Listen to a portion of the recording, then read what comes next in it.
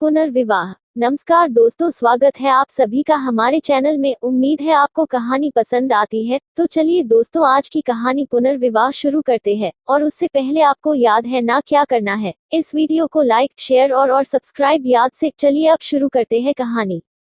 Divorce के पूरे 5 साल होने के बावजूद भी कैलाश ने अभी तक दूसरी शादी के बारे में नहीं सोचा है। बस अपनी 4 साल की बेटी शैली के बारे में ही हर पल सोचता रहता है।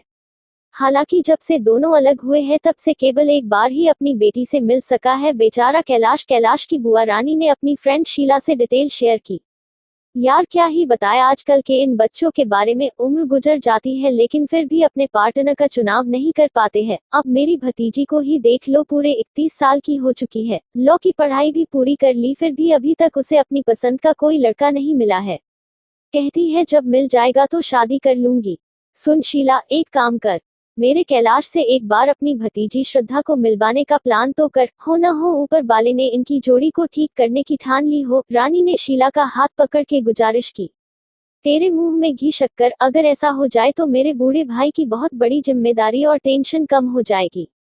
बेचारे ताउम्र नौकरी करते रहे और अब बुढ़ापे में बेटी की शादी हो जाए इसी कामना में जी रहे हैं। शीला ने अपना दुखड़ा रोया। दरअसल ये लगभग 65 साल महिलाएं बचपन से लेकर कॉलेज तक साथ में दोस्त थी, यदा कदा एक दूसरे से मिलने आती जाती रहती थी। आज शीला बड़े दिनों बाद अपनी खास दोस्त रानी के घर उससे मिलने और उसके हाल चाल जानने के लिए आई हुई थी। कैलाश पेशे से बहुत बड़ा आर्किटेक्ट था, वो खुद की एक फर्म चलता था, लेकिन जब से उसका डाइवोर्स हुआ था तब से ही उसने काम पर से ध्यान हटाकर मैखाने पर ध्यान ज्यादा लगा रखा था। शहर में उसका जितना नाम अपनी काबिलियत के लिए था, अब उससे ज्यादा बड़ा नाम दारू पीने के लिए होता जा रहा था। उसे उसके घर वाले, माता पिता बार बार यही समझाते थे कि दारू और नशे की लत छोड़ के अब अपने बिजनेस और आगे की लाइफ पर फोकस करे और कोई अच्छी से लड़की पसंद करके जल्दी से शादी कर ले, क्योंकि कोर्ट से तो उसे ग्रीन सिग्नल मिल ही चुका था, उसका डाइवोर्स हो ही चुका था। लेकिन घर वाले समझाए समझते थक चुके थे, उसे चाहिए थी तो बस आस्था। आस्था उसकी डाइवोर्स हो चुकी पत्नी का नाम था, जिसे वो कभी हद से ज्यादा प्यार किया करता था। लेकिन कुछ गलतफहमियों ने इतनी जगह बना ली कि दोनों के रिश्ते को तार तार कर दिया और नौबत यहाँ तक आ गई कि उन्हें कोर्ट के सहारे खुद को अलग करना पड़ा। वे दोनों अलग तो जरूर हो गए लेकिन अंदर से बिल्कुल कमजोर हो गए। कैलाश तो खुद को संभालने के लिए शराब का सहारा ले लिया करता था, लेकिन आस्था अपने आंसुओं का। डाइवोर्स के बाद आस्था को अपने पापा, भाई और भाभी के साथ रह रही थी। उसे भाई और भाभी का साथ और प्यार तो कम लेकिन उनके ताने ज्यादा मिलते थे। लेकिन वो सब कुछ सह कर भी अपनी दुलारी बेटी शैली को इस बात की भनक तक नहीं लगने देती थी कि वो अपने नहीं बल्कि खैरात के घर में रहती है। उसे अगर रोना होता था तो वो अपने बेटी के पीछे रोती थी, उसके सामने खुद को एक स्ट्रॉन्ग सिंगल पेरेंट की तरह पेश करती थी। उसके पापा की पेंशन इतनी नहीं आती थी कि वो अपनी और बेटी की जरूरतों को पूरा कर सके, इसलिए अब आस्था को लगने लगा था कि शैली भी पढ़ेगी, उसके लिए भी पैसे की जरूरत होगी। हालांकि कैलाश उसे हर महीने भत्ते के रूप में 10,000 रुपए देता था, लेकिन उससे भी गुजरा आसान नहीं था। उसने नौकरी करने का फैसला किया। एक दिन उसके पापा ने आस्था को बुला के कहा, आस्था बेटा, जिंदगी बहुत बड़ी होती है और ये भगवान द्वारा दी हुई एक अनमोल होती है, इसे कटना नहीं जीना चाहिए। इसलिए हमारी मानो तो एक बार फिर से अपना घर बसाने के बारे सोचो, ताकि आपकी जिंदगी जिंदगी बन जाए। अपनी आंखों में आंसू लिए आस्था ने कहा, पापा हम एक बार ही जीते हैं, एक बार ही मरते हैं और प्यार भी एक बार ही करते हैं। ये सब मैंने अपने हिस्से का कर चुकी हूँ, अब मेरी कोई तमन्ना नहीं है। मैं बस चाहती हूँ मेरी बेटी शैली की जिंदगी जिंदगी बन जाए, और कुछ नहीं। आस्था के पापा बस अपने आंसू पोंछते और आंखें मलते रह गए।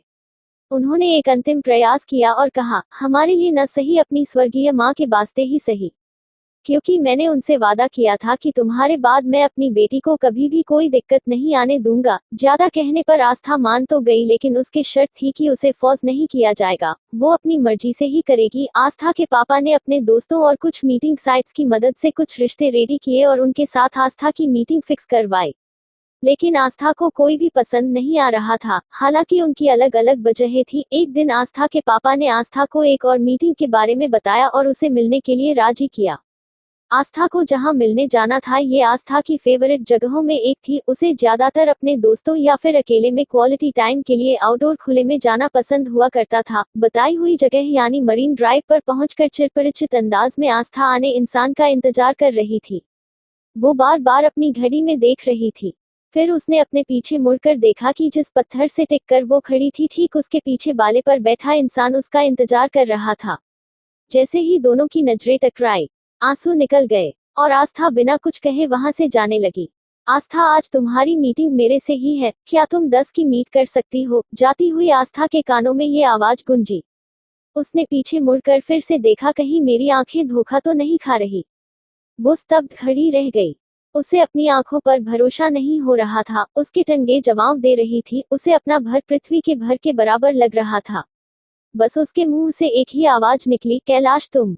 अब कैलाश चलकर उसके पास आ चुका था, उसे अपनी बाहों में भर तो लेना चाह रहा था, लेकिन अभी वो न तो उसकी पत्नी थी और न मासूका।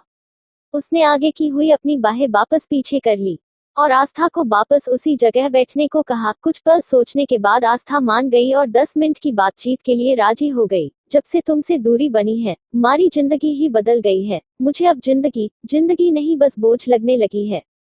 मुझे हर शाम को तुम्हारे हाथों की हेड मसाज याद आती है। कैलाश और भी बहुत कुछ कहना चाहता था, लेकिन आस्था ने उसे रोक दिया। हमारे पास केवल 10 मिनट है, मैं चाहती हूँ इसमें रोने धोने से अच्छा कुछ और बात की जाए। कैलाश चुप हो गया।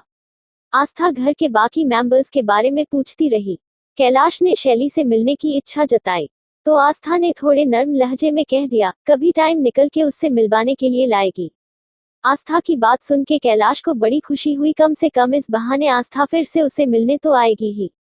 जाते जाते आस्था ने कैलाश से पूछा, आपने अभी तक दूसरी शादी क्यों नहीं की? कैलाश खामोश खड़ा रहा, फिर कुछ सोचने के बाद बोला, क्या हम फिर से शादी कर सकते हैं? आस्था वहां से जाने लगी और जाते जाते बोली, मैंने कभी इसके बारे में नहीं सोचा।